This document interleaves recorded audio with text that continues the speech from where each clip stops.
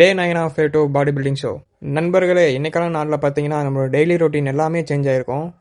அப்புறம் நம்மளோட cardio session எல்லாமே சேஞ்ச் ஆகிருக்கும். நான் லாஸ்ட் வீடியோவில் சொன்ன மாதிரி என்னோடய ஆப்ஸ் ஒர்க் அவுட் அடுத்த 4 வேரியேஷனை இந்த வீடியோவில் சொல்லியிருப்பேன். ஸ்கிப் பண்ணாமல் ஃபுல்லாக பாருங்கள்.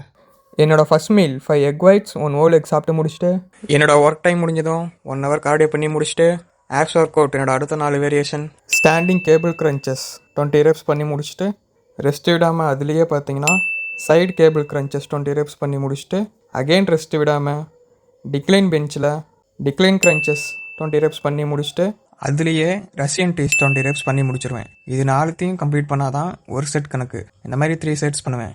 ஏன் இப்படி ட்ரைன் பண்ணுறேன்னு பார்த்தா அதுக்கு 2 ரீசன் இருக்குது. ஃபஸ்ட்டு ரீசன் பார்த்தீங்கன்னா ஆப்ஸ் மசில் பொறுத்த வரைக்கும் மற்ற மசில் மாதிரி இல்லாமல் இந்த மசில் ரொம்ப சாஃப்டாக இருக்கும். நம்ம எவ்வளோ ஹார்டாக அடிக்கிறோமோ அந்த அளவுக்கு மசில் ஹார்டாகும்.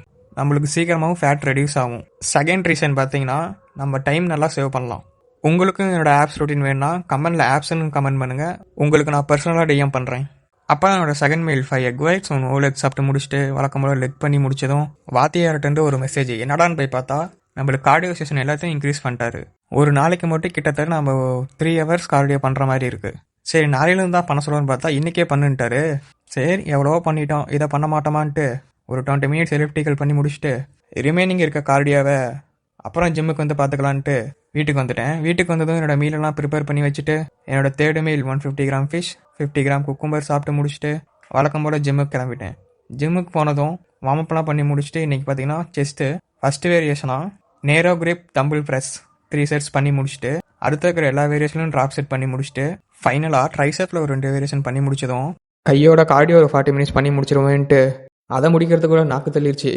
இதுக்கு மேலே வரப்போகிற நாட்கள் எல்லாமே கடினமாக இருக்க போகுது.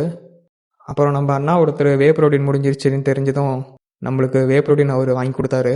அப்புறம் ஜிம் வந்துட்டு என்னோட அடுத்த 2 மீல் சாப்பிட்டு முடிச்சுட்டு வீட்டுக்கு கிளம்புனதும் ரிமைனிங் இருக்க 1 ஹவர் கார்டியோ பண்ணி முடிச்சுட்டு என்னோட final meal 150 gram fish 50 gram cucumber 5 gram almonds அது எல்லாத்தையும் சாப்பிட்டு முடிச்சுட்டு இன்னைக்கான டேவை சிறப்பாக கம்ப்ளீட் பண்ணியாச்சு.